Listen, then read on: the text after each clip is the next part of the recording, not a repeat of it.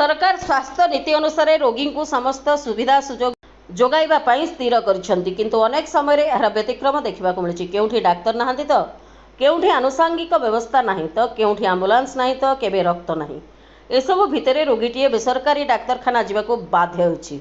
हाँ दर्शक बंधु, एसबू समस्या विषय में अनेक समय सांबादिक माने स्वर उत्तोलन करिथांती, किंतु आज एमिति एक घटना घटी जड़े कर्तव्यरत सांबादिक क्षेत्र में। सोरडा अंचल युव सांबादिक तथा संग्रामी नेता दिलीप पगड़ गतकाली पुरुषोत्तमपुर निज ग्राम सोरडा लाठीपदा को आसुवा बेले कौनसी अजणा गाड़ी धक्का देवा फल दिलीप को बाइक भारसाम्य हराई दुर्घटनाग्रस्त होता। एथिरे दिलीप को भाउजों गोड़ भांगी जाइथिबा बेले दिलीप को गभीर भावे मुंड मुह गोड़े आघात लागिथिला। तांको प्रथमे आसिका मेडिकल चिकित्सा करिया परे डाक्तर घर को नहीं जावाकू कहिथिले।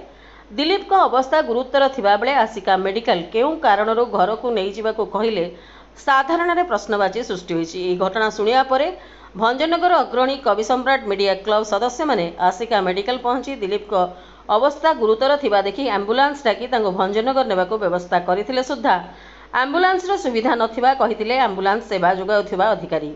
सेठारु दिलीप को मीडिया क्लब सभापति प्रदीप स्वाई कार रे भंजनगर मेडिकल को अणा जाइथिला। वर्तमान भंजनगर मेडिकल रे दिलीप को चिकित्सा चलिथिबा बेले तांको भाउजों को ब्रह्मपुर मेडिकल पठा जाइछि।